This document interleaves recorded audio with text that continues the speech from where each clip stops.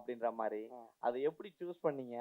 இல்லை, அது உண்மையை சொல்லிடுறேன். அது கௌசிக் சார் தான் சொன்னார். நான் இல்லை பர்டிகுலர், நான் ஒத்துக்குவேன். அவர் அவர் அவர் சொன்னால் நான் எப்போதுமே செய்வேன். அது சொன்னார். அது ஃபஸ்ட்டு பேசும்போது அந்த கேரக்டர் வந்து மேல் கேரக்டராக தான் இருந்தது. திடீர்னு வந்து ஷூட்டிங் ஆரம்பிக்கிறதுக்கு அந்த ஒரு டைமில் வந்து இது ஒரு ஃபீமேல் கேரக்டர் பண்ணால் எப்படி இருக்கும் அப்படின்னு ஒரு டிஸ்கஷன் ஒன்று வந்தது. அது பண்ணும்போது இப்போ அவங்கள பார்த்தா யாராவது வில்லன்னு சொல்லுவாங்களா, அவங்க வில்லனாக பண்ணால் எப்படி இருக்கும் அப்படின்னு ஒரு டிஸ்கஷனும் வந்தது. ஸோ அப்போ வந்து ஒரு டைலாக் ஒன்று சொல்லிக்கலாம், ஏன் பொம்பளைன்னா காசுக்கு ஆசைப்பட மாட்டாங்களா, அது என்ன ஆம்பளைங்களோட ஐபியான்னு அது அந்த மாதிரி எதுவும் கிடையாது, அவங்களும் ஆசைப்படுவாங்க, அவங்களும் கொலை பண்ணலாம். ஸோ அந்த ஒரு இதில் வந்து எழுந்தது தான், வேற ஒன்றும் இன்டென்ஷனலாக எதுவும் பண்ணல. கௌசிக் சார், நீங்கள் டீம் டிஸ்கஷனில் உட்காரும்போது கண்டிப்பாக வந்து ஒரு விஷயம் சொல்லி, போஸ்ட்மார்ட்டம் ரிப்போர்ட்டு, அப்புறம் ஸ்டேட்மெண்ட்ஸு, அப்புறம் பார்த்தீங்கன்னா வாக்குமூலங்கள், இதெல்லாம் போட்டு எதுக்குடான்னு பார்த்தா லெட்டரை படித்து பார்த்தா, சார் என் பேர் மறந்துட்டேன், நான் உங்கள் வாசகன், நீங்கள் உங்களோட க்ரைம்காரனால நல்லா படிக்கிறேன், ஒவ்வொரு கொலையும் ரொம்ப அற்புதமாக வந்து விவேக் கண்டுபிடிக்கிறாரு, விவேக்குங்க நீங்கள் தாங்கிறது எனக்கு தெரியும், அந்த மூலம் தான் வந்து ரொம்ப அற்புதமாக வந்து ஒரு கேஸை வந்து கரெக்டாக போய் நூல் பிடிச்ச மாதிரி போய் கொலையாளி பிடிச்சிடுறீங்க, தடைங்கள் எல்லாம் வச்சு. இந்த மாதிரி வந்து சார் ஒரு கொலை நடந்தது சார் எங்கள் ஊரில், இந்த கிராமத்தில் வந்து ரெட்டை கொலை நடந்திருக்கு. இதில் வந்து 20 பேர் மேலே சந்தேகப்பட்டு 20 பேரையும் விசாரித்து பார்த்தப்போ யார் மேலே சந்தேகப்படுறதுன்னு தெரியல சார். எல்லார்கிட்டையும் வந்து வாக்குமூலம் வாங்கி வச்சுருக்கேன், படித்து பார்த்தேன், எவனை சந்தேகப்படுறதுன்னு தெரியல, அடித்தும் பார்த்தாச்சு, ஒன்றும் பெயர முடியல.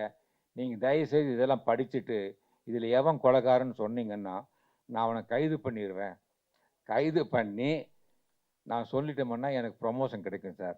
நீங்கள் தயவுசெய்து இதையெல்லாம் படித்து பார்த்துட்டு இதில் எவன் கொலைகாரனாக இருப்பான் அப்படின்னு நீங்கள் சொன்னீங்கன்னா கொஞ்சம் உதவியாக இருக்கும்னு சொன்னார். இதை நான் பண்ணிவிட்டு உடனே அவருக்கு ஒரு லெட்டர் எழுதினேன். என்னன்னா, நீங்கள் எழுதினது என் மேலே வச்சிருக்க நம்பிக்கையில் வந்து நீங்கள் இவ்வளோ இது வந்து எல்லாம் வாக்குமூலங்கள், போஸ்ட்மார்ட்டம் ரிப்போர்ட்டு, அப்புறம் பார்த்தீங்கன்னா ஸ்டேட்மெண்ட்ஸு எல்லாமே போலீஸ் சம்மந்தப்பட்ட எல்லாமே கொடுத்துருக்கீங்க. ஆனால் ஒரு விஷயத்த மறந்துட்டீங்க, நான் ஒரு நாவல் எழுதும்போது எனக்கு கொலைகாரன் யாருன்னு தெரியும். முதல்ல அந்த கதை எழுதும் போதே கொலை எப்படி நடக்குது, யார் கொலை பண்ணுவாங்க, அங்கே தடையை என்ன விட்டுட்டு போவாங்க, இதெல்லாம் வந்து எனக்கு எல்லாமே தெரியும். எல்லாத்தையுமே தெரிஞ்சுட்டு தெரியாத மாதிரி கதையை கொண்டு போய் கடைசியில் ஒருத்தனை பிடிப்பேன். இது வந்து எழுத்து, திஸ் இஸ் தியரி, இது வந்து தியரி. நான் ஹோம்ஒர்க் பண்ணுறேன், உட்காந்துட்டு ஹோம்ஒர்க் பண்ணுறேன், ஒரு கேஸு இது எப்படி பண்ணுறாங்க அப்படிங்கிறது பண்ணுறேன். ஆனால் இது ப்ராக்டிக்கல், இது நீங்கள் தான் கண்டுபிடிக்கணும், இதுக்கு நீங்கள் தான் படிச்சிருக்கீங்க, அதனால் எழுத்தாளர் வேறு போலீஸ் வேறு அப்படின்னு நான் சொன்னேன். வழக்கம் போல வினோதினி மேடம் இந்த படைப்பிலையும் வந்து கொண்டுட்டேன்னு சொல்லுவாங்கல்ல, நடிப்பில் கொண்டுட்டீங்கன்னு அந்த மாதிரி பண்ணியிருக்கிறாங்க. இப்போ ராஜேஷ்குமார் சார்கிட்ட ஒரு இது என்னன்னா, ஒரு விமர்சனம் என்ன வருது ராஜேஷ்குமார் சார்கிட்ட, அவருக்கும் தெரியும், ஒரு கற்பனையான ஒரு கதையை வச்சு அதை சுவாரஸ்யமாக கொடுத்து அதை பெரிய சாதனை பண்ணியிருக்கிறீங்க. அதே நேரத்தில் சமுதாயத்தை பாதிக்கக்கூடிய விஷயங்களை அவர் தொடர்றதில்லை பொதுவாக. அதாவது எப்பயோ பின்னாடி வந்து இது மாதிரி செயற்கை இது மாதிரி வரலாம் அப்படிங்கிறலாம் கற்பனை பண்ணி அதில் என்னென்ன நெகட்டிவ் வரலாங்கிறலாம் கற்பனை பண்ணியிருக்கிறாரே தவிர, இப்போ உதாரணமாக இப்போ வினோதினி மேடம் கூட வந்து ஓப்பனாக சொன்னாங்க, இப்போ கரூரில் நடந்த விஷயம் அப்படின்னு சொல்லி. அது மாதிரி இப்போ கோவையில் வசிக்கிறாரு, கோவை கலவரத்தை பற்றி கூட அங்கே அந்த நேரத்தில் ஏதாச்சும் எழுதியிருக்கலாம். இல்லை சமீபத்தில் கூட பார்த்தீங்கன்னா சில எழுத்தாளர்கள்லாம் சேர்ந்து பொது விஷயத்துக்கு வந்து கையெழுத்து போட்டு கொடுத்த விஷயங்கள் நடந்தது. அந்த மாதிரி விஷயங்களுக்கு ராஜேஷ்குமார் சரியாக வர்றதில்லை அப்படிங்கிற ஒரு கேள்வி இருக்குல்ல. சரி, இப்போ நீங்கள் சொன்னீங்க, அதாவது சமுதாயத்துக்காக இந்த ராஜேஷ்குமார் ஒன்றுமே பண்ணல, அவர் வந்து கதை எழுதிட்டுன்னு சொல்லியிருக்கேங்க. நான் யாருமே குற்றம் பண்ணக்கூடாதுங்கிறதுக்காக தான் இந்த குற்றவியல் கதையெல்லாம் நான் எழுதிட்டு இருக்கேன். தப்பு செய்தவன் உப்பு தின்றவன் தண்ணியை குடிப்பான், தப்பு செய்தவன் தண்டனை அவனுக்கு கிடைக்குங்கிறது தான் என்னுடைய பாலிசி. நீ எவ்வளோதான் திட்டம் போட்டு ஒரு மர்டரை பண்ணாலும் போலீஸில் மாட்டிக்க போகிறேன் அப்படிங்கிறத எச்சரிக்கை பண்ணுறதுக்கு தான். போலீஸில் வந்து ஒன்று இருக்கும், ஒருத்தன் எவ்வளோதான் திட்டம் போட்டு, நான் கேட்டேன் போலீஸ் ஆஃபீஸர்கிட்ட, எப்படி சார் வந்து ஒருத்தனை பிடிக்கிறீங்க, எப்படி சந்தேகப்படுறீங்கன்னு கேட்பேன். அப்போ சொன்னார் ராஜேஷ்குமார், ஒரு இடத்துல ஒருத்தன் கொலை பண்ணான்னா, ஒரு குற்றத்தை பண்ணான்னா அவனையும் அறியாமல் ஒரு ஐடென்டிஃபை விட்டுட்டு போவான். ஏதாவது ஒரு தடயத்தை விட்டுட்டு போவான். தட் இஸ் பர்க்லஸ் ஐட் விசிட்டிங் கார்டு அப்படின்னு சொல்லி ஒரு வேர்டே இருக்குது. போலீஸ் டிபார்ட்மெண்ட்டில் பர்க்லஸ் விசிட்டிங் கார்டு அப்படின்னு அதுக்கு பேர் வச்சுருக்காங்க. எப்படி விட்டுட்டு போவான்னு சொல்லியிருக்காங்க. அதனால் நீ தப்பு பண்ணாதே நான் சொல்ல வர்றேன் உங்ககிட்ட. நீ பாலியல் பலாத்காரம் பண்ணாதே, உனக்கு இந்த மாதிரி கெட்ட எண்ணங்கள் வரக்கூடாது.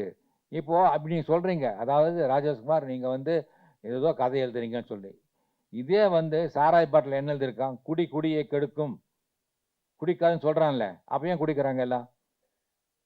அப்போ ஏன் குடிக்கிறாங்க? அதை சொல்லியிருக்காங்கல்ல. அதே மாதிரி என்னுடைய கதைகள் வந்து நீ தப்பு பண்ணாதே, தப்பு பண்ணால் உனக்கு பிரச்சனைகள் இருக்குது, குடும்பம் அழியும் அப்படிங்கிறத நான் வந்து சொல்கிறேன். என்னுடைய கதைகளில் பொய்டிக் ஜஸ்டிஸ் இருக்குது. என்னுடைய கதைகள் எல்லாம் நீங்கள் இது வரைக்கும் படித்ததில்லை. 1500 நாவலில் வந்து நீங்கள் மீறி போகிற ஒரு 100-150 நாள் படிச்சிருப்பீங்கன்னு நினைக்கிறேன். நான் நிறைய கதைகள் பெண்களுக்காக எழுதியிருக்கேன். பெண்கள் சம்பந்தப்பட்ட கதைகள் 1% கூட போலீஸே இல்லாத கதைகள் இருக்குது. ஒரு துளி கடல், ஒரு துளி கடல்னா யார்? ஒரு பெண்.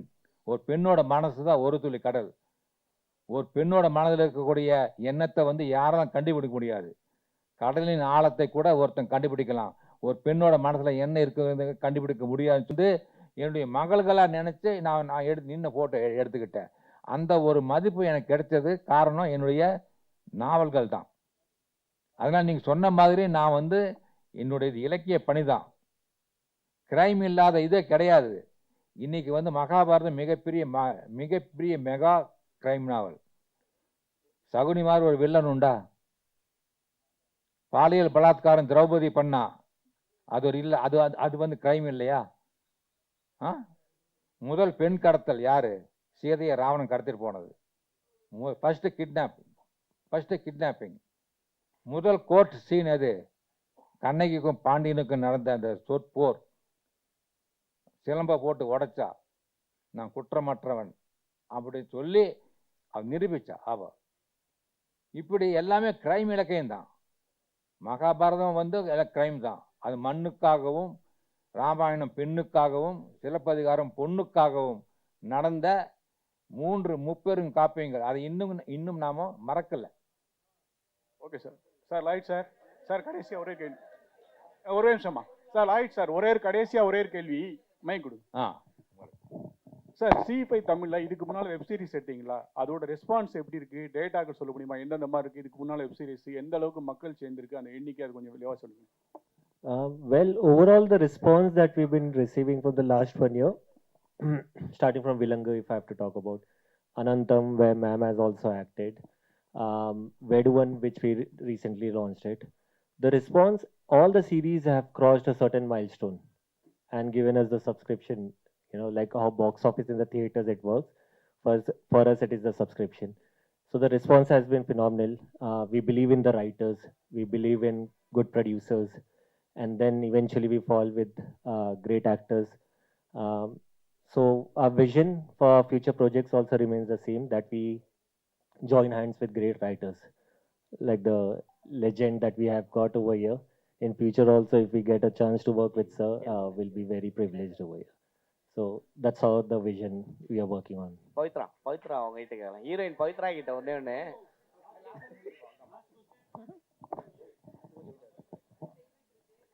சொல்லுங்க. ஈரமான ரோஜா ஒரு பீக்ல போயிட்டு இருந்துச்சு. அதுக்கப்புறம் திடீர்னு பிக் பாஸ் போயிட்டீங்க. இப்போ வெப் சீரிஸ் அடுத்த கட்டத்துக்கு போயிட்டீங்க.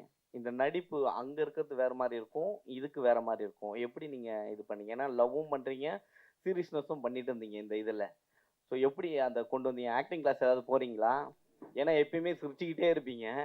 நான் உங்களை எடுத்திருக்கேன் குமுதத்துல இருக்கும்போது, ஈரமான ரோஜா எடுத்திருக்கேன். நான் வந்தப்போ திரவியமும் உங்களையும் எடுத்தேன். ஸோ ஒரு ஆக்டிங் சீரியல்ல சொல்லும் போது வேற மாதிரி இருக்கும், அழுவுங்க அப்படின்னு கீழே சொல்லுவாங்க ஸ்கிரிப்டோட. ஸோ இப்போ இதுல இருக்கிறதுக்கும் அதுக்கும் எப்படி இந்த வேரியேஷன்? இல்ல சார் கலைக்கிறாரு, ஆக்டிங் கிளாஸ் மற்றவங்களுக்கு எடுக்கிறேன்னு சொல்லுங்கிறாரு. அதெல்லாம் எதுவும் இல்லை. அதுதானே ஒரு ஆக்டரோட வேலை. ஸோ 2 இடத்துலையும் எந்தெந்த இடத்துக்கு என்னென்ன இமோஷன் வேணுமோ அதுக்கு தானேங்க வேலை செய்கிறோம். அதனால அது மேபி நான் சீரியல் பண்ணதுனால எனக்கு இதை ஹேண்டில் பண்ணுறது கொஞ்சம் ஈஸியாகவே இருக்குது. ஸோ அந்த சீன் என்னன்னு நான் முன்னாடியே படிச்சுட்டேன்னா அந்த மைண்ட் செட்லேயே நான் ஒரு மைண்ட் செட்லேயே இருப்பேன். ஸோ அது எனக்கு ஹெல்ப்ஃபுல்லாக இருந்துச்சு இந்த சீரீஸில். தேங்க்யூ. தேங்க்யூ. ராஜேஷ் சார். வந்திருந்து சிறப்பு செய்த அனைவருக்கும் ராஜேஷ் சார். அன்பும் நன்றியும். ஒரு குரூப் போட்டோ எடுத்துக்கலாம். அவரோட ராஜேஷ்குமார் ஐயாவோட ஸ்டோரியிலேருந்து ஒரு இன்ஸ்பயர் ஆகி ஒரு நாட் எடுத்து பண்ணியிருக்கேன். எக்ஸ்க்ளூசிவாக அவருடைய ஒரு ஃபுல் ஃப்ளெஜ்டு க்ரைம் நாவலை எடுத்து பண்ணுற ஒரு ஐடியா ஏதாவது இருக்கா? ஏன்னா ஏற்கனவே அவர்கிட்ட டிஸ்கஸ் பண்ணியாச்சு. 8 எபிசோட்ஸ் போதாது அதுக்கெல்லாம். ஆமாம் ஆமாம், கிட்டத்தட்ட 80 எடுக்கலாம். ஒரு 4-5 கதைகள் வந்து அவர்கிட்ட டிஸ்கஸ் பண்ணியிருக்கோம். ஆல்மோஸ்ட் 2 வருஷத்துக்கு முன்னாடி இன்னொரு கதை, ஒரு நாவல் அவர்கிட்ட ஏற்கனவே நான் பேசி வச்சுருக்கேன்.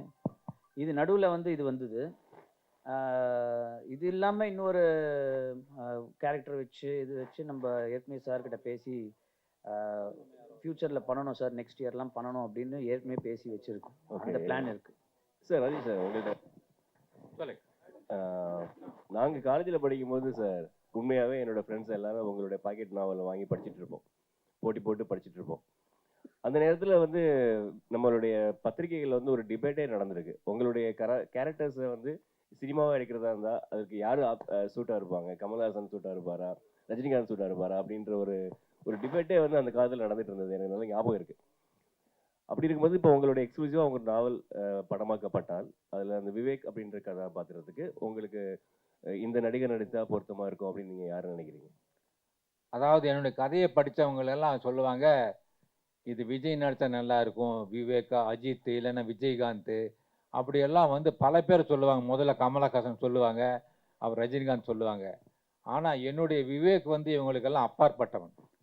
ஏன்னா ஒவ்வொரு வாசகரும் படிக்கும்போது விவேக்கை வந்து ஒவ்வொரு விதமாக வந்து அவங்க இப்படி தான் இருப்பார் விவேக்னு சொல்லி மன அளவில் வந்து அவரை வந்து உருவாக்கியிருப்பாங்க. அந்த பிம்பத்தை வந்து நான் வந்து ஒரு நடிகர் மேலே கொண்டு போய் செலுத்தி அதை வந்து இவர் தான் நடிக்கணும்னு நான் சொல்ல மாட்டேன். இதுக்கு ஒரு அருமையான புதுமுகம் இருந்தால் போதும். இப்போ பாலா மாதிரி விவேக் வந்தால் நல்லா இருக்கும், புதுசாக இருக்கணும். அவர் தான் விவேக், வேற யாரும் கிடையாது. அது ரஜினியோ இல்லை கமலோ விஜய் அது கிடையாது. ஏன்னா அந்த வாசகன் வந்து அவரை விஜயா தான் பார்ப்பான், அஜித்தா தான் பார்ப்பான். ஆனால் வந்து என்னுடைய விவேக்கா பார்க்கணும்னா ஒரு புது முகம்தான் வேணும். அப்படி ஒரு முகத்தை நான் தேடுவேன் சார். ராஜேஷ்குமார் சார், கமலஹாசனுக்கும் ரஜினிக்கும் கதை வச்சிருக்கீங்களா? கதை தேடிக்கிட்டு இருக்காங்க. உங்கள்கிட்ட அந்த கதை ஏதாச்சும் இருந்தா போய் சொல்லுவீங்களா? சார், வந்து எங்கிட்ட கதை இல்லைன்னு நான் சொல்ல மாட்டேன். ஏன்னா ஒரு சமுத்திரத்தில் போய் ஒரு பக்கெட் தண்ணியை கொண்டு வந்தால் சமுத்திரம் வற்றி விடுமா? வற்றாது. எங்கிட்ட எல்லா தளத்திலையும் கதை இருக்கு. அதாவது என்ன சொல்லுவாங்க, அவர் கமர்ஷியல் ரைட்டர், வெகுஜன எழுத்தாளர் அப்படின்னு சொல்லுவாங்க. அண்மையில் வந்து பார்த்தீங்கன்னா நம்ம ரிப்போர்ட்டர் பாலு அவர்கள் வந்து ஒரு பேட்டியில் வந்து அவர் சொன்னார், அவர் இருக்காரா தெரியல, இங்கே இருக்காரா, போயிட்டாரா? சரி. பாலு வந்து ஒரு பேட்டியில் சொன்னார், கதைகளுக்காக நீ ஏன் வந்து எங்கெங்கேயோ போய் தேடுறீங்க, அது பிடிக்கல இது பிடிக்கல, ஒருத்தர் சொன்னார் பிடிக்கல அவர் போயிட்டாருன்னு சொல்லி. நம்ம ராஜேஷ்குமார் இருக்கார், அவர்கிட்ட போய் கேளுங்க கதையை. அவர் நிறைய வச்சிருக்கார் கதையை. ஒன்று சொன்னால் 10 சொல்லுவார், அதுவும் பிடிக்கலையா இன்னொரு 10 சொல்லுவார். அப்படி இல்லாமல் நீங்கள் ஏன் பிரபலங்களையும் இருக்கிறது? அது இளம் இயக்குநராகட்டும், பிரபலமான இயக்குநராக தாராளமாக வரலாம். இப்பொழுது கூட சென்ற வாரம் திரு சந்தானம் அவர்கள் கோவைக்கு வந்தார்கள். என்னோடு 2 நாட்கள் தங்கி கதை விவாதம் நடத்தி, சார் எனக்கு 6 கேள்வி மட்டும் இன்னைக்கு பதில் சொன்னால் போதும் சொல்லி 6 கேள்விகள் கொடுத்துட்டு போயிருக்காரு. அதுக்கு நான் எழுதி கொடுத்துட்டேன் அவருக்கு. இப்படி தான் கதை போகணும், இப்படி தான் இருக்கணும், இப்படி தான் ட்விஸ்ட் இருக்கணும், இதுதான் மாரல், இதுதான் மெசேஜ் எல்லாம் எடுத்து கொடுத்துட்டேன். அவரும் ஹீ இஸ் ஹாப்பி. சார் நல்லா இருக்கு சார், இதெல்லாம் நல்லா இருக்குன்னு சொல்லியிருக்காரு. இது மாதிரி எங்கிட்ட கேட்டால் நான் கொடுக்கறது ரெடியாக இருக்கேன், அது யாராக இருந்தாலும் சரி. சார், இங்கே நாங்களும் என்னோட ஸ்கூல் டேஸ்லேருந்து நானும் ஸ்கூல் புக்கிலலாம் உங்கள் நாவல் நிறைய வச்சு படித்து அடிலாம் வாங்கியிருக்கோம். இப்போ வரைக்கும் விடாமல் படிக்கிறோம். படிக்க டைமில் கூட ஆடியோ புக்ஸ் நிறைய கேட்குறோம் உங்களோட கதைகள். இப்போ இவர் கேட்ட கொஸ்டினுக்கு தான் இது கண்டினியூஷன் தான். இது இவ்வளோ வருஷத்தில் நீங்கள் இவ்வளோ கதைகள் இவ்வளோ வித்தியாசமான க்ரைம் த்ரில்லர் செய்திருக்கீங்களே, யாருமே வந்து உங்களை கேட்கவே இல்லையா? உங்கள் கதையை கொடுங்க, நாங்கள் படம் எடுக்கணும், யாருமே கேட்கலையா? இல்லை, நிறைய பேர் வர்றாங்க, நிறைய பேர் வந்து என்கிட்ட கதை கேட்குறாங்க. ஆனால் நான் வந்து அவங்க கூட உட்காந்து கதை பேசுறதுக்கு முன்னாடி என்னுடைய கண்டிஷன் சொல்லுவேன். நான் அதாவது ப்ரொடியூசர் யார் அவரை பேச சொல்லுங்க என்கிட்ட, நான் அவர்கிட்ட பேசணும். அதுக்கப்புறம் தான் நான் உங்கள் கூட உட்காந்து பேசுவேன். ஆனால் உங்கள் கூட பேசுனா அது படமாகுமான்னு எனக்கு தெரியாது. ஏன்னா எனக்கு ஆல்ரெடி ஏகப்பட்ட கமிட்மெண்ட்ஸ் இருக்குது. முதல்ல வந்து நான் பத்திரிகை கதை எழுதிட்டு இருந்தேன். இப்போ அப்படி கிடையாது. ஓடிடி தளங்களுக்கு கதை எழுதிட்டு இருக்கேன். பீன்ச் ஆப்பு, நோஷன் ப்ரெஸ்ஸு, அப்புறம் பார்த்துக்கிட்டா ரெப்கோ அப்படின்னு சொல்லி நிறைய வந்து அந்த வெப்தளங்களுக்கு அப்படின்னு ஒரு தீர்ப்பு வந்ததுன்னு வைங்களேன், என்ன ஆகும்? அதே மாதிரி நம்ம கேஸ் போடுறதுனால ஒரு பிரயோஜனம் இல்லை. ஆனால் எனக்கு உண்டான கிரெடிட் நீங்கள் சொல்கிறீங்கல்லவா, உங்கள் கதையை வந்து ஒருத்தர் திருடிட்டாரு, உங்கள் கதையை வந்து ஒருத்தர் பண்ணிட்டாருன்னு சொல்லி, அதுவே எனக்கு பெரிய வெற்றி தானே. இது வந்து இதே போதுமே எனக்கு, ஒன்றும் கிடையாது. நான் இப்போ பார்த்தீங்கன்னா ஒரு படத்தை பார்த்துட்டு இருந்தேன் தியேட்டரில், சமீபத்தில் உட்காந்து பார்த்துட்டு இருக்கேன். நானும் என் மனைவியும் பார்த்துட்டு இருக்கோம். பின்னாடி வந்து ஒரு 4-5 பேர் பசங்க உட்காந்து பார்த்துட்டு இருக்காங்க. டேய் மச்சி, இந்த கதையை படிச்சிருக்கேன்டா, இது ராஜேஷ்குமார் எழுதுன கதைடா இது அப்படின்னு அவன் காதுபட சொல்கிறான். இது வந்து எனக்கு எடுத்த வெற்றியா இல்லையா? அப்போ எதுக்கு நான் அவன் மேலே கேஸ் போடணும்? கேஸ் போட்டால் எனக்கு மன உளைச்சல் வரும், எனக்கு பண செலவு வரும். அன்னதானம் மாதிரி இது விஷயதானம், அவ்வளோதான். Sir sir sir Rajeshkumar sir தான் கேள்வி. சார் அதோட கண்டினியூஷன்ல தான் இன்னைக்கு தமிழ் திரையுலகத்துல பாத்தீங்கன்னா பல கதை திருடுகள் பிரச்சனைகள் வருது. ஒரு கதையாசிரியரா நீங்க அதை எப்படி பாக்குறீங்கன்னா, மலையாளத்துலலாம் பாத்தீங்கன்னா வந்து அந்த ரைட்டர்ஸ்க்கான கிரெடிட் உண்டு சார். இங்க வந்து உங்களுக்கு கௌஷிக் கொடுத்திருக்காரு, ஓகே, இட் இஸ் அப்ரிஷியேட்டபிள். பல இடங்கள்ல பல அசிஸ்டன்ட் டைரக்டர்ஸோட கதைகளை இயக்குனர்கள் தான் கதைகளாக சொந்தம் கொண்டாடுறாங்க. அதே மாதிரி யாருன்னா கதை சொல்ல போனா சில ப்ரொடியூசர்ஸ் வந்து அந்த கதையை எடுத்துட்டாங்கன்னு சொல்லிட்டு கம்ப்ளைண்ட் வருது. இது நீங்க சொன்ன மாதிரி கோர்ட்டுக்கும் போகுது. இதுக்கு நீங்க ஒரு கிரைம் ரைட்டரா இதுக்கு எதனா ஒரு வழிமுறை இருக்கா அதை பாதுகாக்கிறது, அதர் தென் காப்பிரைட் ஆக்ட் தவிர வேற எப்படி இதை பாதுகாக்கலாம் சார்? சார் எல்லாத்துக்குமே வந்து ஒரு மனசாட்சின்னு ஒன்று இருக்கு. எல்லாத்துக்குமே காலம் பார்த்துக்கும். என்னை பொறுத்த வரைக்கும் என்னை ஏமாத்தன யாருமே சினிமா ஃபீல்டு இது வரைக்கும் உருப்பட்டதா சரித்திரமே கிடையாது. நான் வந்து உண்மையா சொல்றேன், இது நான் பொய்யா சொல்லல. இன்னைக்கு என்னுடைய கதைகளை திருடி பண்ணவங்க எல்லாம் யாருமே ஃபீல்ட்ல இல்லை. எனக்கு ஒழுங்கா பணம் கொடுத்தவங்க நல்லா இருக்காங்க.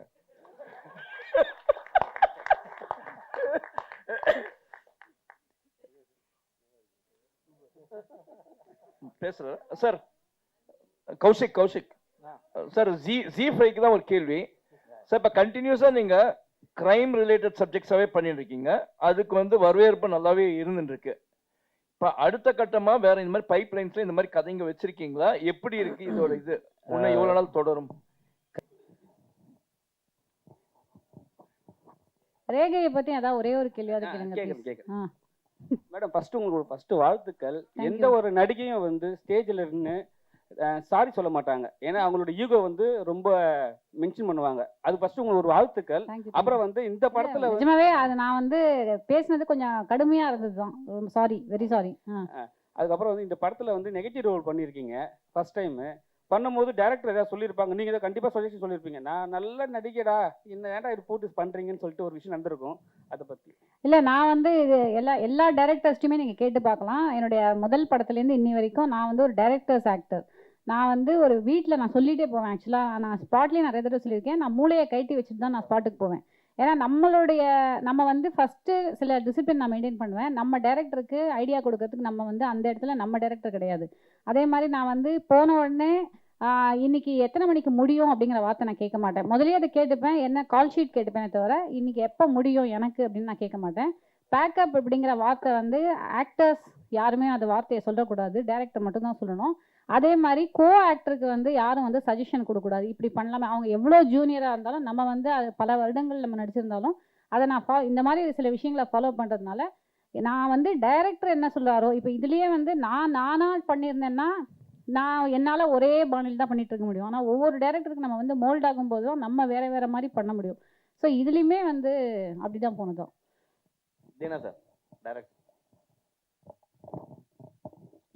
இப்போ கரண்ட்ல வந்து பாத்தீங்கன்னா இந்த இதுதான் மாஃபியா, இந்த மெடிசன் பத்தி தான் போயிட்டு இருக்கு, அது எல்லாருக்குமே தெரியும்.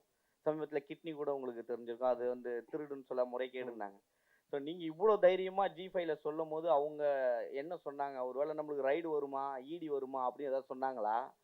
இல்லை கௌசிக் சார் அப்பெல்லாம் எதுவுமே சொல்லலை அவர். கிளினிக்கல் ட்ரையல் வந்து அவர் அக்செப்ட் பண்ணிட்டாரு. பட் இந்தியா கண்டென்ட் அவங்க வரும்போது அவருக்கு வந்து இந்த மாதிரி ஒன்று இருக்கிறதே தெரியல. அப்புறம் கௌசிக் சார் சொன்னார் எங்கெல்லாம் இந்த மாதிரிலாம் நடக்குது அப்படின்ட்டு. ரீசெண்டாக கூட ஹைதராபாத்லேயோ மங்களூர்லேயோ இருக்கிற ஜிஹெச்சில் நடந்திருக்கு. ஸோ ரைட் பண்ணியிருக்காங்க. அங்கே இருக்கிற கவர்மெண்ட் டாக்டர்ஸ்க்கு வர பேஷண்ட்டுக்கு மேலே இது மாதிரி பண்ணியிருக்காங்க. வேறு நிறைய நியூஸ் இதில் போடுவோம் ஆக்சுவலாக. ஆமாம். அதே போல காஸ்டியூம் கூட பாத்தீங்கன்னா ஹீரோ வந்து ஜெய்பீம்லயும் போலீஸா நடிச்சிருப்பாரு, விடுதலையிலும் போலீஸா வருவாரு. ஸோ அதே காஸ்டியூம் இதுலயும் போலீஸா தான் பண்ணியிருக்காரு. இல்லை எப்படி choose பண்ணீங்க? அது நாங்கள் கொஞ்சம் நிறைய அவாய்ட் பண்ணியிருப்போம். நீங்கள் பார்த்தீங்கன்னா ட்ரெஸ்ஸை கழட்டுறது. ஆமாம் அந்த காஸ்டியூம் அவாய்ட் பண்ணி நிறைய இடங்கள் இன்வெஸ்டிகேஷன் போகிறது எல்லாமே பார்த்தீங்கன்னாக்கா ஒரு மஃப்டியில் போகிற மாதிரி தான் வச்சுருப்போம் நாங்கள். அது அது அதுக்காண்டியே பிளான் பண்ணது அது. அந்த போலீஸ் ட்ரெஸ்ஸே வேணாம் அப்படின்ட்டு.